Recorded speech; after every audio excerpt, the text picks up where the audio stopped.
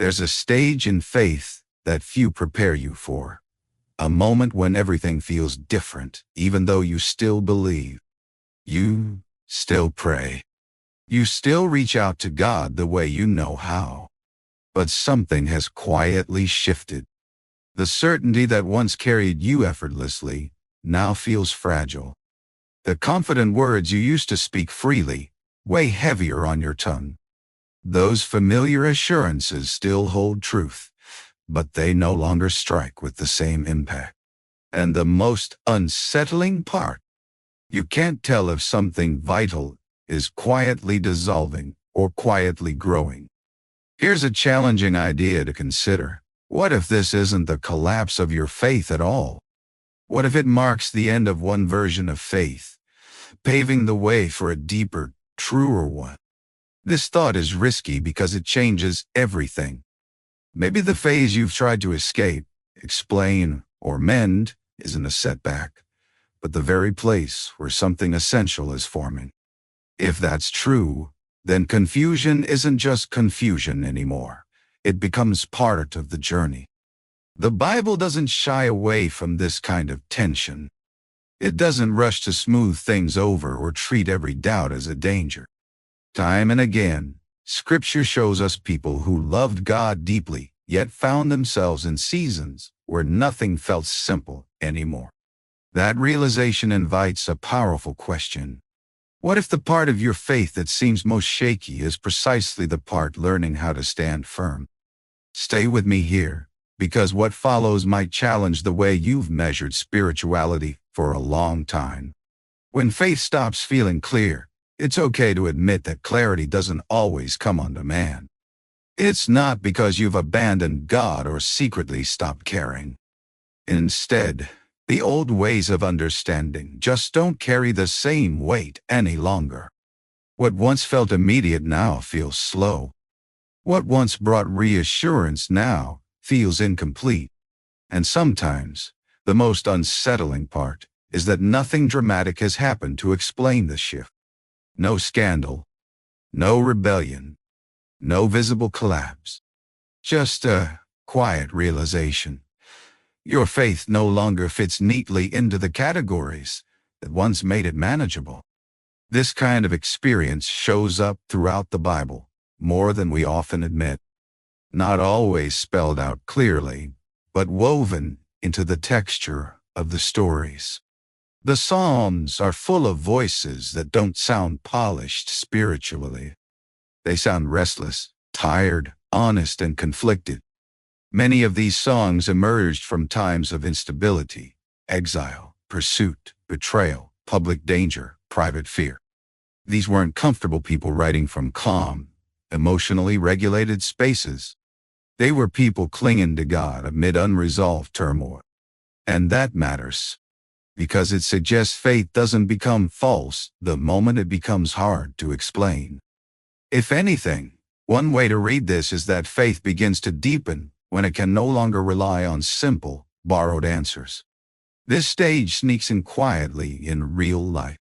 You find yourself reading the same verses but feeling less immediate comfort. Praying the same prayers, you notice more silence between the words. Worship still happens, yet something inside you no longer finds satisfaction in simply repeating what once worked. And almost inevitably, the question arises, what is wrong with me? Maybe nothing is wrong at all. Maybe this is what happens when faith shifts from something familiar to something deeply personal. Maybe it's when the inherited words and phrases no longer carry the full weight of your lived experience. This shift doesn't feel uplifting or inspiring. It feels inconvenient. It demands more from you than emotions ever did. It slows you down, making the simple answers you knew before feel thinner, less substantial. And I think that's what surprises people the most. Nobody minds faith when it feels clear and simple. But what unsettles us is faith that persists even when it refuses to be easy. Look at Abraham. He left without a full explanation. Job suffered without finding a satisfying answer. The disciples walked close to Jesus, Yet they ended up confused by the very things they thought would make sense once they were near him. Scripture doesn't erase these moments of uncertainty. It preserves them. That's no accident. So let me ask you this, and don't rush past it. When faith stopped feeling easy for you, did you assume you were losing it? Or did you pause to consider that perhaps you were finally encountering faith stripped of all the extra noise around it? You don't have to answer just yet. Just let the question linger. This unfinished middle, the space where many mistake uncertainty for failure, is what makes the experience harder to name. Because between strong certainty and utter unbelief lies a middle ground that feels unresolved. Faith hasn't disappeared here. It just doesn't feel loud enough to reassure you anymore. The emotional momentum wanes. The confidence that used to come easily now hesitates. You're still present, but you don't feel spiritually impressive. And in many Christian circles, that can feel dangerously close to decline. Yet, the biblical story often treats this unfinished middle not as failure, but as a place of formation. Silence holds meaning in Scripture. There are long stretches where heaven doesn't speak in ways people expect. Chapters pass, generations move on, prayers keep going, but the dramatic answer remains absent.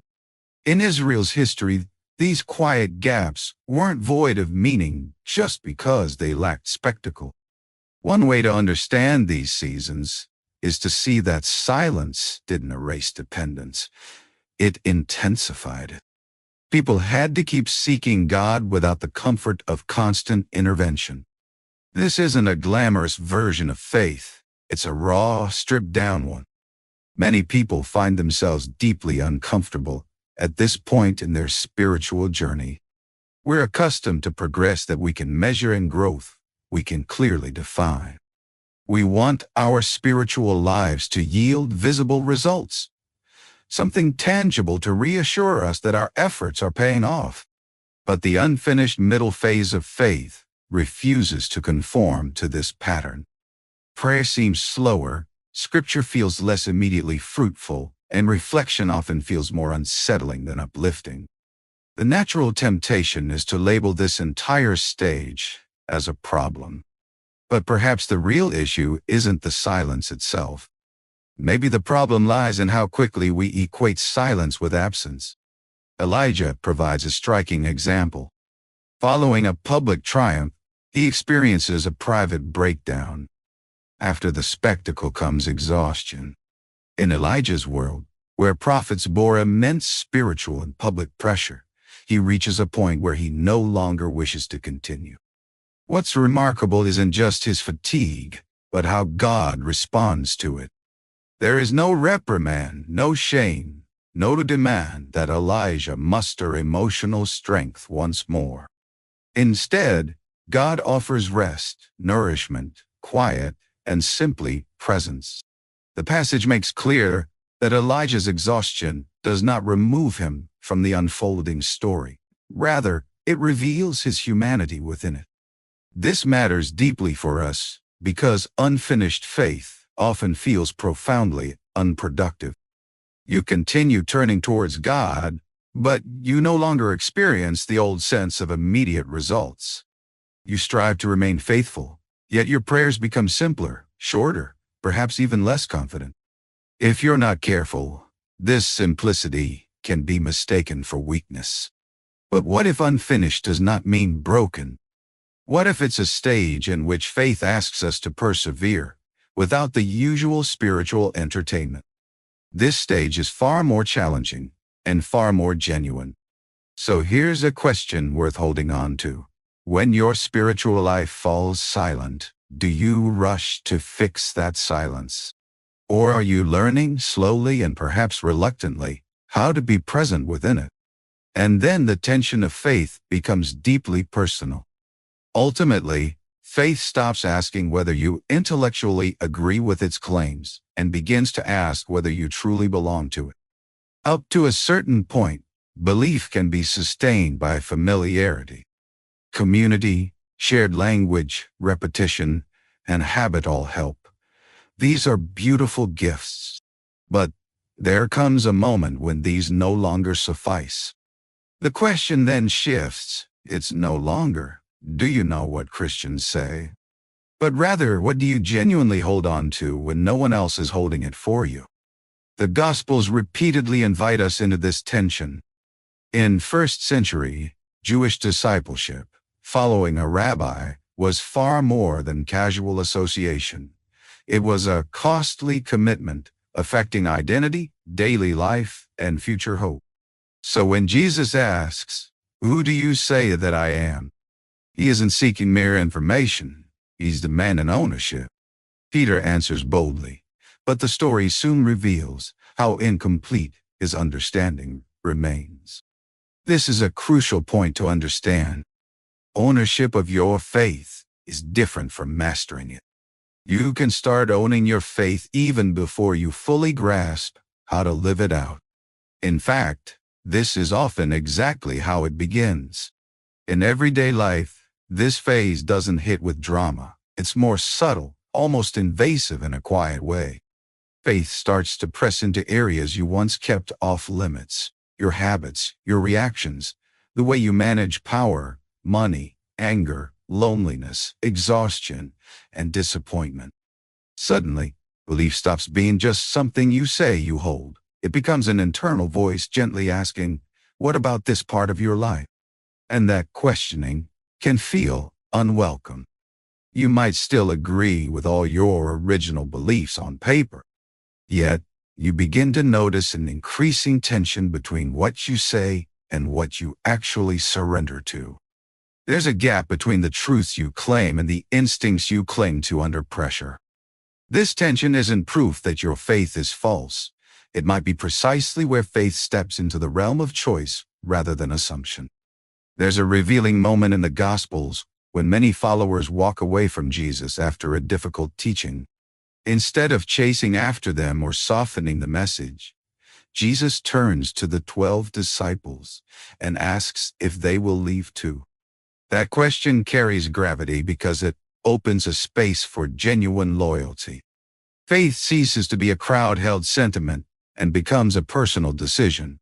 And it's at this crossroads where many people get stuck.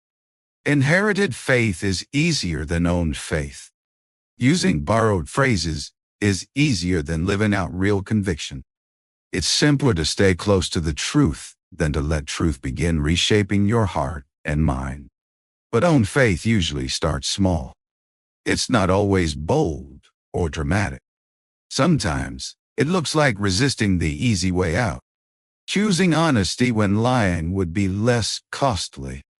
Continuing in prayer even when it feels dry. Saying no to something you could justify because a deeper part of you whispers, "This area is no longer neutral." This isn't exaggeration. This is real weight. So, here's a question for you. No pressure to answer now. When faith begins to press into those untouched corners of your life, do you recoil? Or do you stay close enough for it to truly become yours? Now consider the friction between what you know and how you live. This stage isn't about ignorance. That fact makes it uncomfortable. You know the language, the verses, what should matter. You could explain the theology if asked. But life rarely fits neatly into those truths. There's a rough edge, an inner friction, not outright rebellion, but a persistent inconsistency. You believe patience is important, but irritation shows up first. You value mercy, yet resentment lingers longer than you want. You know integrity matters, but under pressure, compromises start to seem reasonable. So the issue isn't lacking information. It's the painful misalignment between what you know and how you act. The Bible is refreshingly candid about the struggles of faith. Paul, in his writings, doesn't sugarcoat the internal conflicts we experience. He openly admits to wanting one thing but doing another. He's not crafting a motivational message. He's offering a raw confession. Writing to real communities facing complex and often hostile environments, Paul doesn't pretend that just being spiritually aware means everything inside is aligned. In fact, spiritual awareness often highlights the split within. It exposes the gap without instantly closing it. This gap between belief and action can feel deeply humiliating. Because faith isn't just about agreeing with the right doctrines or ideas. It's the ongoing, often slow, process of allowing those truths to seep into your very instincts. Understanding forgiveness in theory is one thing, but truly letting go of a hurt takes much longer. Believing God is enough intellectually is one thing, but feeling your heart panic when the future is uncertain is quite another. Praising surrender feels good. Actually loosening your grip does not come easily. This is where a performative form of spirituality becomes particularly risky. The danger isn't always that someone will abandon their faith.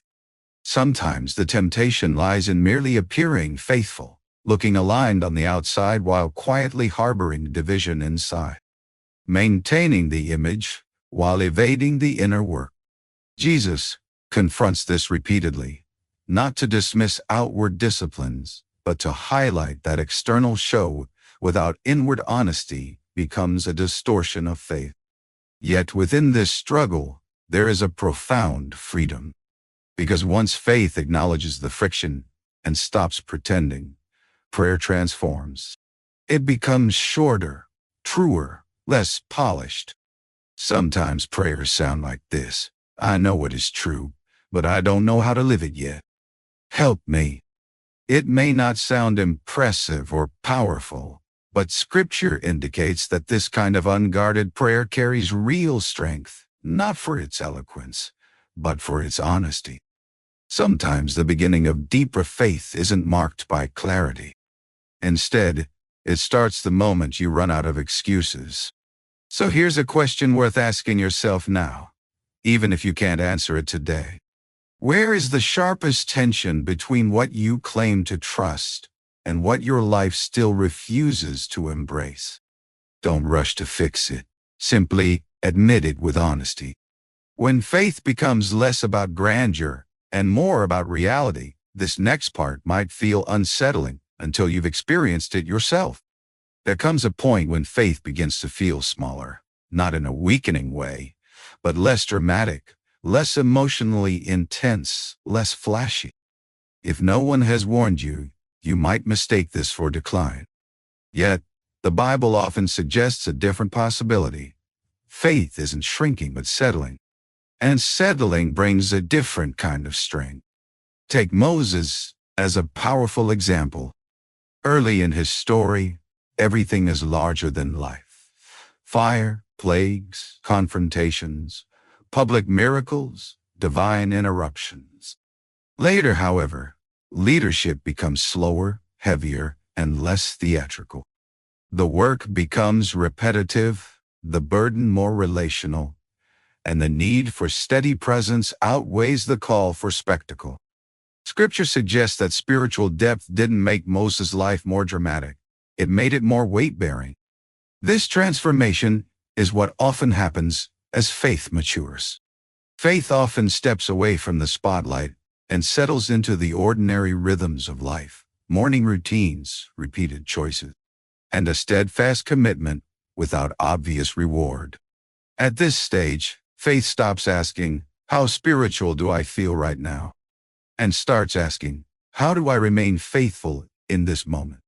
For those who expect spiritual growth to be marked by intensity and high emotion, this can feel underwhelming or even disappointing.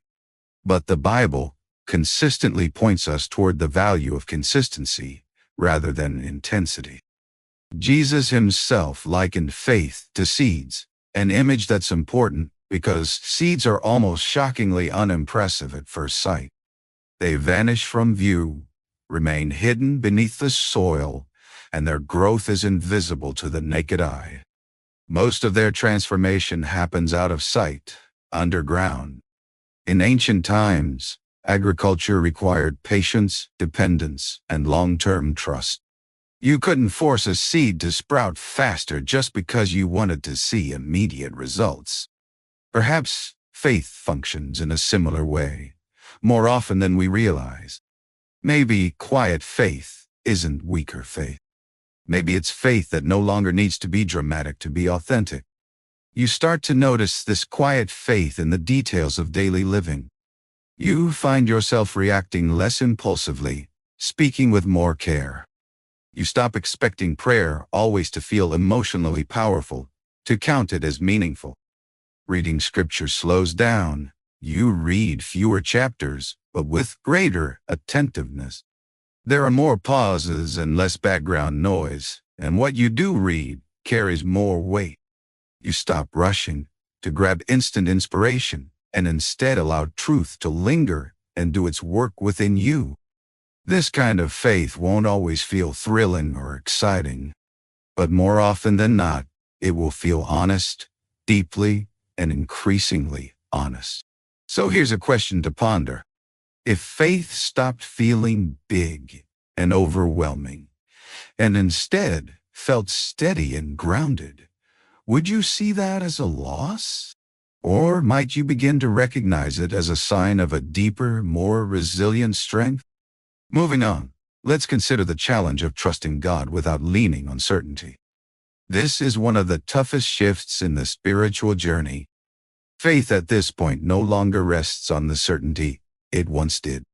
You still believe and continue walking toward God, but the emotional assurance you once relied on isn't always there when you want it. The consistent feeling of confidence isn't guaranteed anymore. If you were taught that strong faith should always feel clear, immediate, and unwavering, this new stage can feel vulnerable and unsettling. Yet Scripture disrupts that expectation repeatedly. Take Abraham as a prime example. Even late in his life, he walks under promises that feel uncertain. These promises aren't abstract. They concern descendants, land, and his future legacy, essential survival realities in his time. And the Bible doesn't portray Abraham as feeling emotionally certain at every turn. Instead, it continually shows him moving forward, step by step. One way to understand this is that his obedience wasn't fueled by unwavering confidence, but by a relationship. And that shifts everything about how we experience faith. Trust is not the same as certainty. Certainty says, I know exactly how this will end. Trust says, I don't know how it will end, but I am walking with the one who does. These are very different internal postures, and embracing trust over certainty can transform our entire spiritual walk. Thomas offers us valuable insight here. Often, he's dismissed as merely a warning against doubt, but that interpretation misses the depth of his story. Thomas isn't ridiculing belief. He's asking for honesty. He refuses to fake certainty he doesn't truly feel. And when Jesus encounters him, he doesn't shame Thomas for his questions. Instead, he responds with relational understanding. This suggests that doubt isn't always faith's enemy. Sometimes, it's dishonesty that causes more harm. In everyday life, this transforms how trust functions. You no longer wait for full assurance before doing what's right. You make decisions with incomplete information. You practice patience even when the cost or duration is unknown. You stay kind amid uncertainty. You persist in prayer without demanding that every time brings immediate emotional answers. Over time, your trust deepens, not because you understand everything more clearly, but because you learn to move forward without demanding control over every step. This journey isn't about heroism. It's about being real. And frankly, it's far more challenging than faith based solely on certainty. So here's the crucial question at this point. If the confidence you once expected never fully returns, could trust alone still keep you moving forward?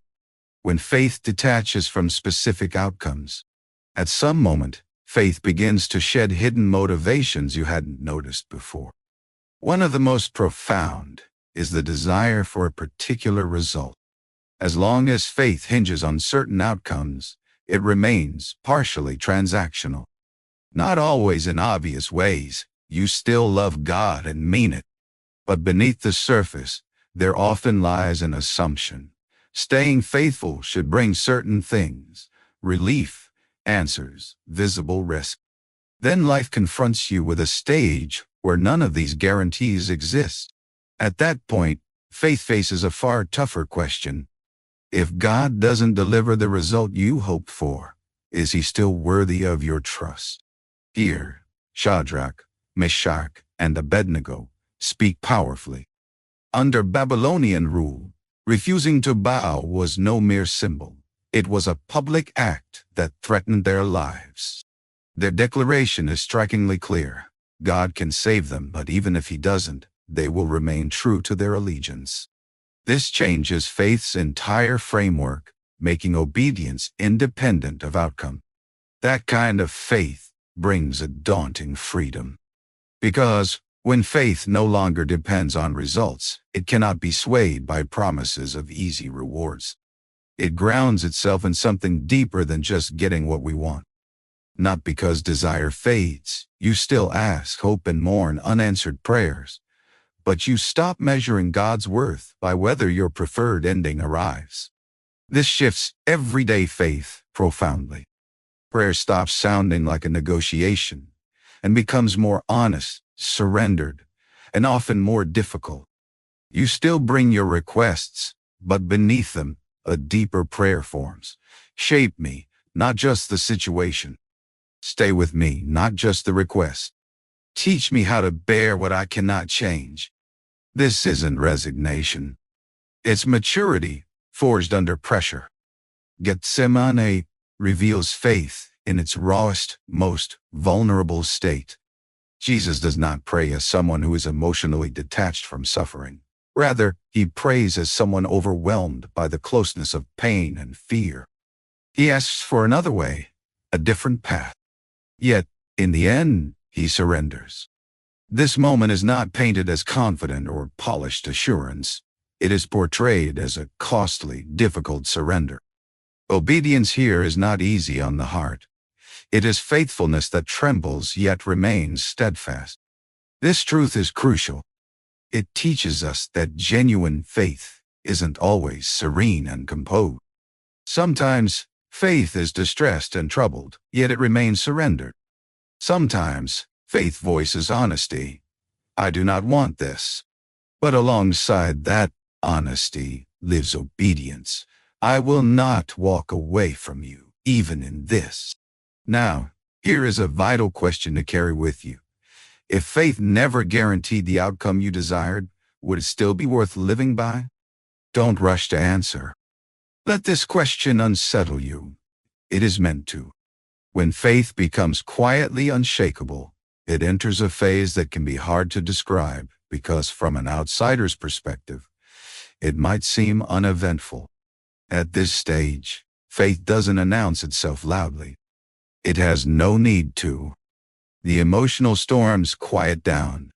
The drive to prove something diminishes. Defensive walls fall away. What remains is a calming steadiness, not numbness or passivity, but a reliable, grounded state. This steadiness feels very different from the excitement or drama that people often mistake for strength. Consider John as a powerful example. Early in his journey, he is intense, reactive, ambitious. But later, writing to vulnerable Christian communities facing hardship, his style changes. His voice becomes simpler. Abide. Love. Remain. Though the volume of his message softens, its weight deepens. The text teaches us that maturity clarifies rather than amplifies. It cuts through noise instead of adding spectacle. This kind of faith shines when moods no longer dictate the authenticity of devotion. You can endure dry, difficult days without assuming your entire spiritual life is crumbling. Prayer matters still, even when it feels quiet. Scripture continues to steady you, even when it doesn't reward you emotionally right away. Faith shifts from seeking stimulation to providing orientation, like a compass that guides steadily through stormy weather. And this quiet faith reshapes daily life. Your reactions slow down. Panic no longer arrives uninvited. You become less likely to get dragged into pointless arguments. You grow more patient with uncertainty and less desperate for instant answers. This isn't because you have solved every unknown, but because you've learned how to stay grounded within it. Jesus' teaching about building on rock becomes deeply meaningful here. Storms continue to come. Staying firm isn't about avoiding pressure, it's about endurance. Stability isn't tested when skies are clear. It's revealed when storms persist long enough to expose what's truly underneath. Quiet faith acts this way. It doesn't shy away from storms, it outlasts them. Perhaps the most surprising freedom in this stage is that faith no longer has to be thrilling or dramatic to feel genuine. It simply needs to stay aligned. So now, here is the question meant for this very moment. What if faith didn't have to be intense to be genuine? What would that release you from the need to prove yourself? Let's talk about living faith without the spotlight. There's a subtle but powerful shift happening here. Faith no longer needs an audience. This isn't about community losing importance. Far from it, community remains vital. But the engine driving faith isn't approval anymore. At first, being noticed might have felt reassuring. It signaled progress, confirmed your identity. But mature faith grows comfortable in the quiet. It thrives in obscurity, in quiet obedience, discreet restraint, the small acts of faithfulness that earn no visible applause, yet remain profoundly worthwhile. Jesus addresses this directly when he warns against public displays of righteousness. In first-century Jewish culture, being seen could elevate your status. Prayer, fasting, generosity, these weren't merely private acts. They often served as public credentials. But Jesus turns the focus inward. Secret prayer, giving that goes unnoticed. Fasting without drawing attention. He doesn't say public expressions are always wrong, but he points out that relying on being seen is spiritually fragile. Why does this matter? Because faith that depends on recognition crumbles when recognition fades. A faith that thrives in secret, by contrast, is much harder to shake. This phase reveals itself in everyday choices that no one records. You tell the truth when lies would go unnoticed. You keep your promises even when no one checks. You forgive without anyone noticing your growth. You stay consistent where no external reward exists. At first, this can feel dull. No adrenaline rush, no applause, no obvious spiritual validation. Just steady, unwavering consistency. And often, consistency demands more strength than intensity. Jesus' years in Nazareth illustrate this perfectly. Decades pass with no recorded miracles, no public acclaim, no ministry that fits later readers' expectations. Just work, family, routine, and quiet anonymity. The text doesn't treat those years as wasted. It lets them stand as they are. This suggests something vital. Faithfulness without visibility still matters. Maybe it matters even more than we realize. And perhaps this is why this stage offers such stability. You stop managing impressions. You stop shaping your faith story to win approval. You stop needing to look convincing to stay committed. That brings peace. Less comparison, less noise, less pressure to turn every quiet choice into a spectacle. Faith becomes something you live and embody, not a performance. So here's the question worth pondering. If your faith never earned you recognition again, would you still choose it? And then, something else shifts. Faith stops being so argumentative, not less true, not less grounded, but less anxious. At the beginning, faith often feels like something fragile, something you must constantly shield. You prepare explanations in advance. You arm yourself with defenses. You've always got your answers ready. But as faith matures, It tends to become quieter when conflict arises. Not because truth matters any less, but because the panic behind the need to prove everything diminishes. The urgency to convince everyone starts to fade. Consider Jesus during his trial. His silence is a powerful example of this principle. In a world where public defense could mean life or death, his refusal to respond to every accusation stands out. He speaks when it's necessary. He stays silent when responding would only add to a spectacle. This isn't passivity, it's discernment. Not every charge requires a defense, and not every misunderstanding deserves correction. For those wrestling with anxious faith, this restraint is incredibly difficult. But when faith settles, it trusts that truth doesn't lose its power simply because it isn't constantly proclaimed. This shift becomes clear in how you handle disagreement. You stop jumping into every argument. You no longer feel responsible for convincing every single person around you. Your care for truth remains deep and sincere, but the desperation to control how it's received fades. And when that desperation lifts, faith becomes gentler without losing clarity or conviction. That gentleness often gets mistaken for weakness by those who equate spiritual strength with intensity. But Scripture tells a different story. Paul talks about finding contentment whether in abundance or in need, in prison, amid uncertainty, and without control. This is not mere comfort. It's a stability that doesn't depend on circumstances aligning. Faith here stands firm without needing props.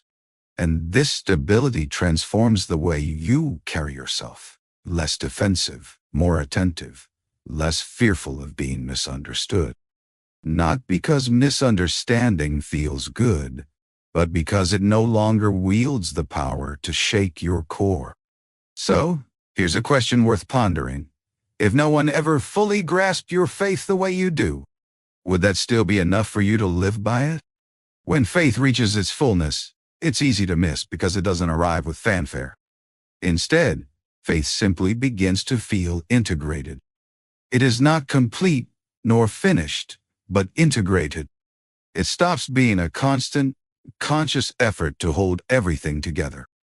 Instead, it becomes woven into the way you see the world, respond to situations, endure hardships, treat others, and interpret delays, exhaustion, or responsibility.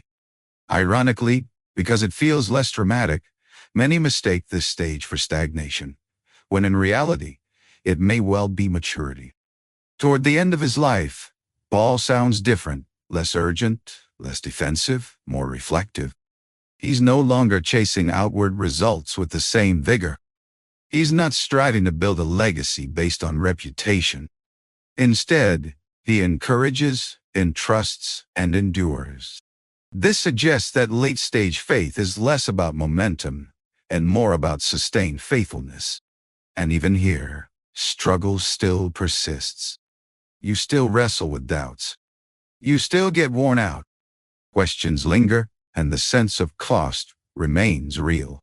But these challenges no longer paint the entire picture. Faith has endured too many storms to be shaken by every ebb and flow. It has outlasted disappointment, silence, uncertainty, delays, fatigue, and the loss of control. What stands now isn't flashy or dramatic. It is steady, resilient. What surprises many is how merciful faith becomes in this place. There's less judgment and more patience. The urge to fix others fades, replaced by an understanding that growth takes time, because it took time within yourself. Faith softens your stance without diminishing your convictions. It creates space for others' unfinished stories, since you finally stopped seeing your own imperfections as failure. There is profound wisdom here. The book of Ecclesiastes echoes this tone, not offering neat answers, but perspective, not control, but meaning. With age, this voice shows less interest in pretending life will ever be fully manageable. Yet, it grows less frantic too. The message is clear. Meaning carries more weight and lasts longer than certainty ever could. Perhaps this is exactly what faith does. It doesn't promise constant certainty, but prepares you to live meaningfully even when certainty fades. So here's a question I won't answer for you. If your faith has changed shape over time, could that be proof that it's alive, not lost? Sit with that thought. Let it breathe. Maybe the confusion was never a detour, but the path itself doing its work, not to shrink your faith, but to make it honest enough to endure when external supports disappear. At journey's end, one truth stands out. Faith was never meant to stay stuck in one emotional state forever. It stretches and settles, loses the noise, gains weight. It stops chasing appearances and grows capable of endurance. It ceases needing to impress and begins to earn trust. And perhaps that is the deeper miracle. Not that faith always feels strong, but that it becomes real enough to remain when strength feels out of reach. If you find yourself in a quieter, thinner, less certain season, don't rush to call it failure. You may be in a stage Scripture recognizes and honors, a time when faith isn't failing, but being stripped down, slowed, deepened, and returned to you, truer than before. If these words resonate, take a moment to share in the comments which stage feels closest to your life right now. Naming the season can be the first step toward understanding it. And if you want to explore more messages like this, subscribe to our channel and stay connected. The next video will dive even deeper into a hidden phase of spiritual life many believers experience but rarely discuss. Recognizing it might just change how you see your entire journey.